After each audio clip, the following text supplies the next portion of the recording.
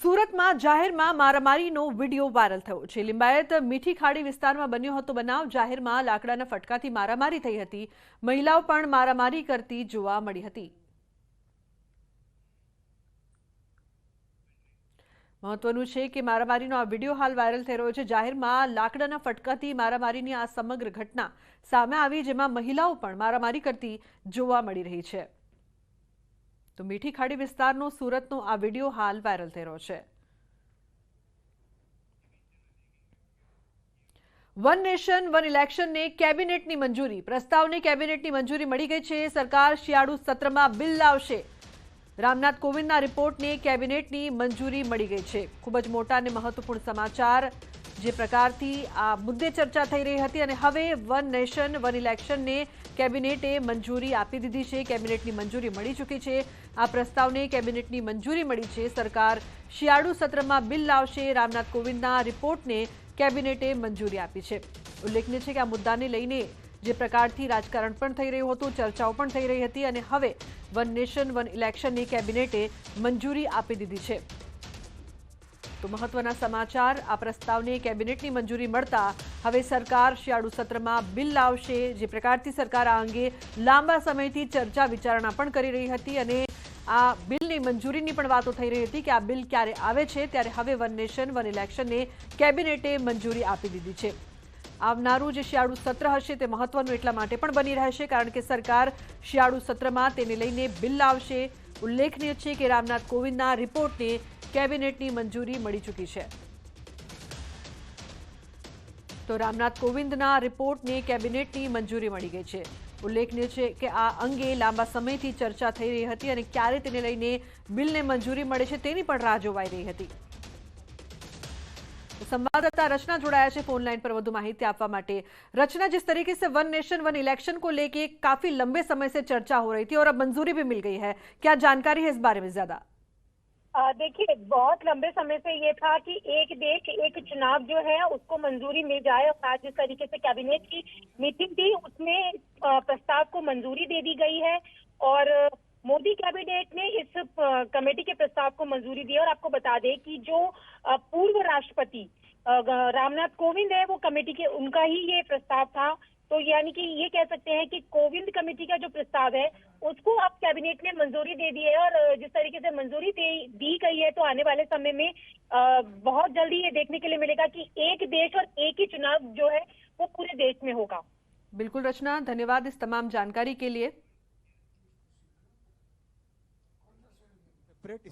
Spacecraft stacks launch किए जाएंगे lunar surface पे, उसके सैंपल।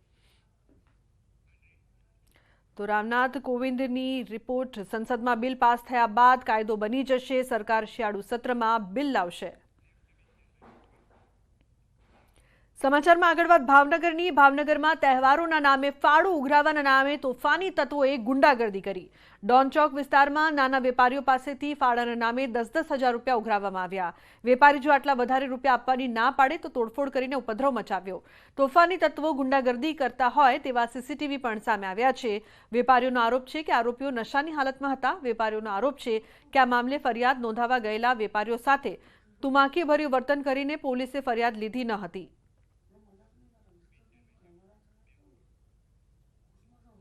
તો શાકભાજીના ભાવ આસમાને પહોંચતા હવે શાકભાજીની ચોરીની ઘટનાઓ પણ સામે આવી રહી છે। આ વખતે વાપીના જાણીતા એક હોલસેલ માર્કેટમાં ધોળે દિવસે શાકભાજીની ચોરી થઈ હોવાનો બનાવ સામે આવ્યો।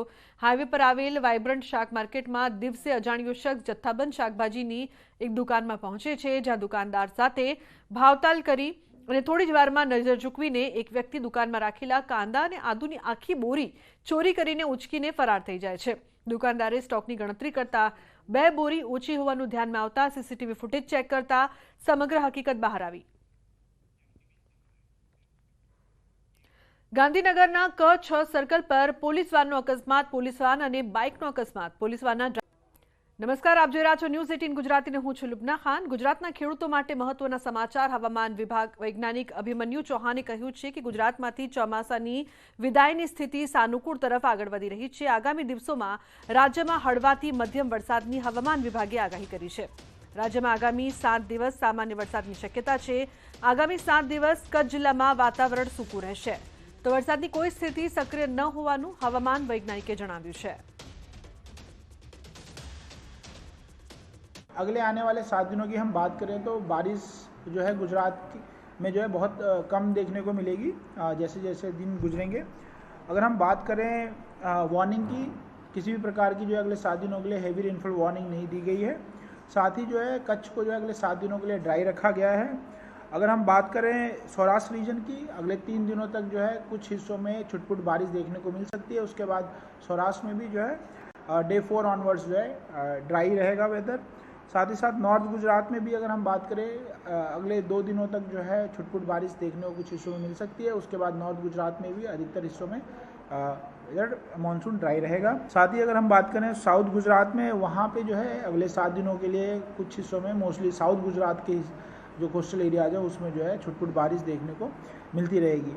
अगर हम बात करें पिछले 24 घंटों में कैसा रहा है मौसम, उसमें जो है पूरे गुजरात में सिर्फ 4 डिस्ट्रिक्ट्स में रेन जो है दर्ज किया गया है, जिसमें सबसे अधिक रेन जो है 26 mm जामनगर में दर्ज किया गया है। टेम्परेचर की बात करें, टेम्परेचर आगे आने वाले दिनों में अपने नॉर्मल फेज में रहेगा। अगर हम बात करें पिछले 24 घंटों में कैसा तापमान दर्ज किया गया, उसमें अहमदाबाद में 33.6 डिग्री सेल्सियस तथा गांधीनगर में 34.2 डिग्री सेल्सियस तापमान दर्ज किया गया है, जो अपने नॉर्मल टेम्परेचर में मेंटेन कर रहा है। તો નર્મદા ડેમની સપાટીમાં વધારો, ઉપરવાસમાંથી પાણીની આવક વધી છે। હાલ નર્મદા ડેમની સપાટી 137.54 મીટર પર પહોંચી છે। નર્મદા ડેમની મહત્તમ સપાટી 138.68 મીટર છે। નર્મદા ડેમની મહત્તમ સપાટીથી માત્ર 1.14 મીટર બાકી છે। તો નર્મદા ડેમના ઉપરવાસમાંથી 1,04,403 ક્યુસેક પાણીની આવક નોંધાઈ છે અને નર્મદા નદીમાં કુલ 73,480 ક્યુસેક પાણીની જ આવક છે। નર્મદા ડેમના કુલ 5 દરવાજા 1.40 મીટર ખુલ્લા। નર્મદા નદી કાંઠા વિસ્તારના વડોદરા, ભરૂચ, નર્મદાના 42 ગામો એલર્ટ પર છે।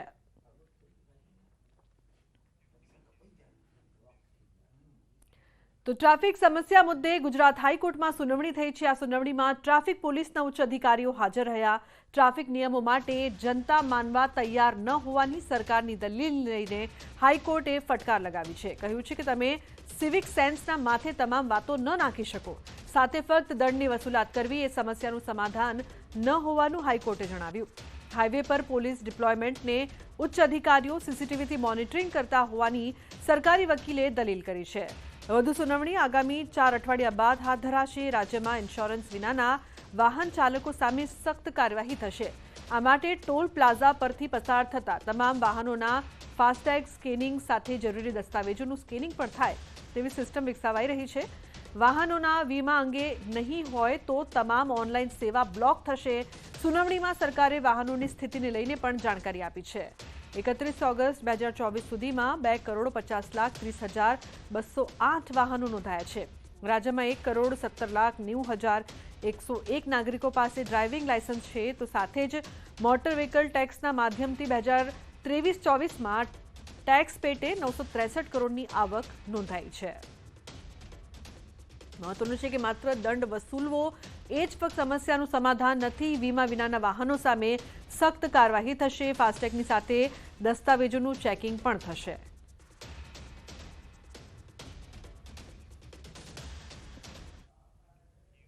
તો બેફામ બનેલ સગીર નબીરાઓ પર લગામ લગાવવા હવે શિક્ષણ વિભાગ એક્શનમાં આવ્યું છે। શાળામાં વ્હીકલ લઈને આવતા સગીર વિદ્યાર્થીઓ સામે અમદાવાદ જિલ્લા શિક્ષણ અધિકારી એક્શનમાં આવ્યા છે। અમદાવાદ ગ્રામ્ય શિક્ષણ અધિકારીએ પરિપત્ર જાહેર કર્યો છે। શાળાએ વ્હીકલ લઈને આવતા વિદ્યાર્થીઓ સામે હવે કાર્યવાહી થશે।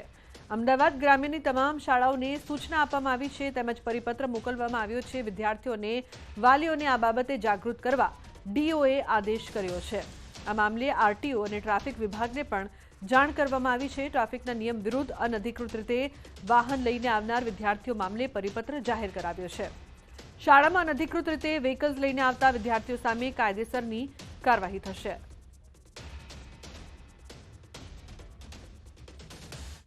આરટીઓ કચેરીનો પણ સંપર્ક કરેલો છે અને ટ્રાફિક વિભાગનો પણ સંપર્ક કરેલો છે અને તેઓના માર્ગદર્શનમાં અમે પરિપત્ર કરેલ છે કે આવા અનધિકૃત રીતે જે પણ વિદ્યાર્થીઓ શાળા કક્ષાએ વાહન લઈને આવે તો તે અંગે આચાર્યશ્રી, શાળાના સંચાલકશ્રીઓ વિદ્યાર્થીઓને માર્ગદર્શિત કરે, તેમના વાલીઓને માર્ગદર્શિત કરે કે આ પ્રકારનું કોઈ પણ પ્રકારનું કે જેના માટે તેઓ અધિકૃત નથી તેવું વાહન તેઓ શાળા કક્ષાએ લઈને આવી શકશે નહીં.